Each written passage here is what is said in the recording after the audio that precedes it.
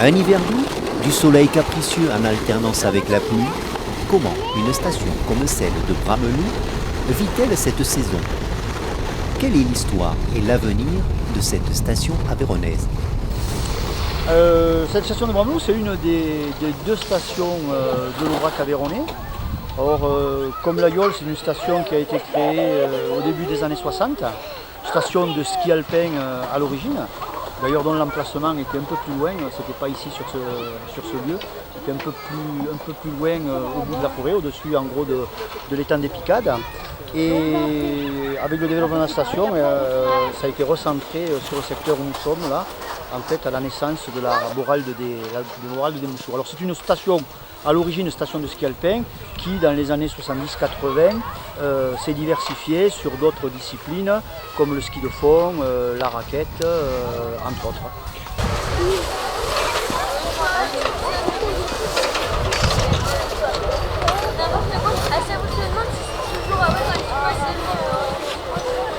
Alors on est en plein boom sur les Jeux Olympiques d'hiver. Et les Jeux Olympiques d'hiver, ça fait rêver les jeunes, ça donne envie de faire du ski. D'après vous, qu'est-ce qui donne envie aux gens de venir ici faire du ski à Bramelou?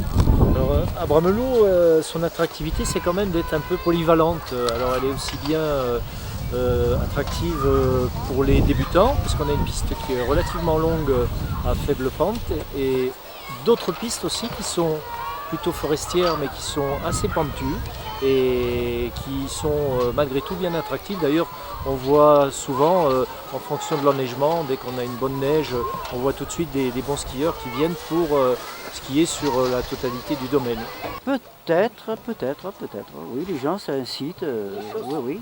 On en parle, bon, ils s'en parlent pas beaucoup, mais enfin, on sent que quand même, quand on leur parle de Sochi, le sourire arrive jusqu'aux oreilles, quoi. Hein. C'est ce qui veut dire que quand même, ils sont pas insensibles. Hein.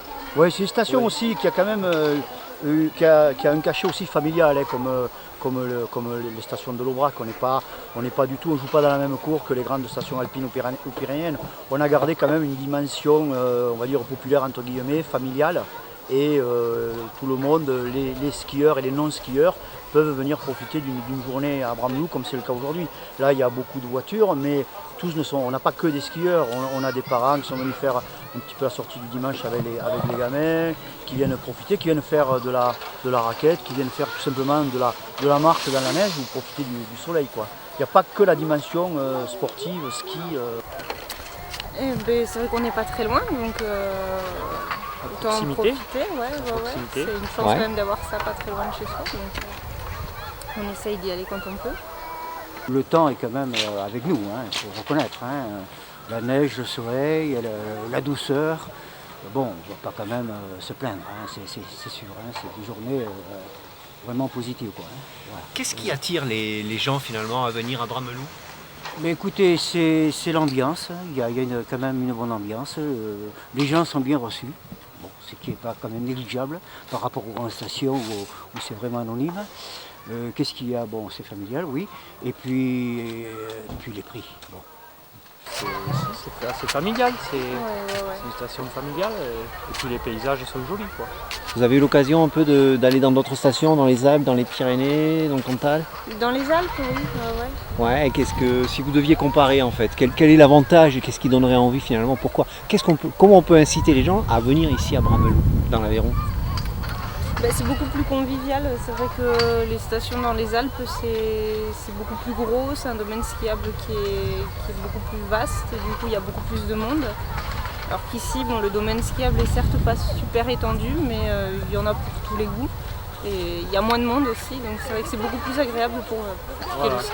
Ouais, c'est vrai qu'on n'est pas noyé dans la foule, quoi. Là on vient de faire une balade en ski de fond, on a croisé personne. Ouais. Les vacances, il y a quand même pas mal de touristes qui sont un peu surpris parce qu'ils font la comparaison entre des grandes stations et la nôtre.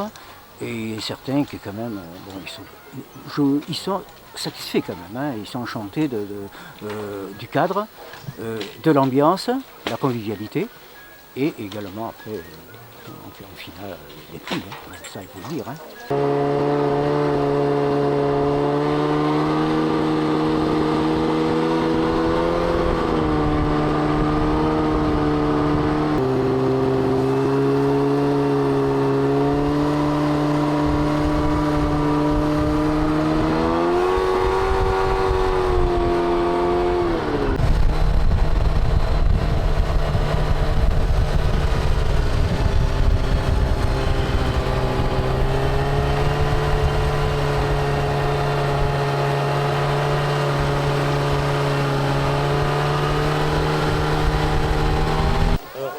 l'attrait aussi, alors là on est sur un domaine, un secteur ONF, et on est vite sorti aussi de la forêt, on atteint vite les pâturages, et donc le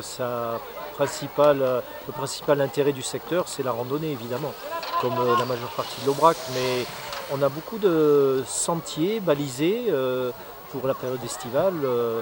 Pour la période hivernale aussi, on a beaucoup de sentiers raquettes, on a des sentiers qui deviennent aussi des circuits qui se pratiquent toute l'année, aussi bien en raquette que pendant la période d'été. C'est l'occasion aujourd'hui, grâce à mon accompagnateur, de pouvoir faire une petite balade grâce au motoneige.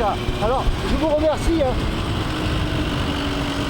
Belle balade, vous allez voir maintenant des points de vue magnifiques, je vous le garantis.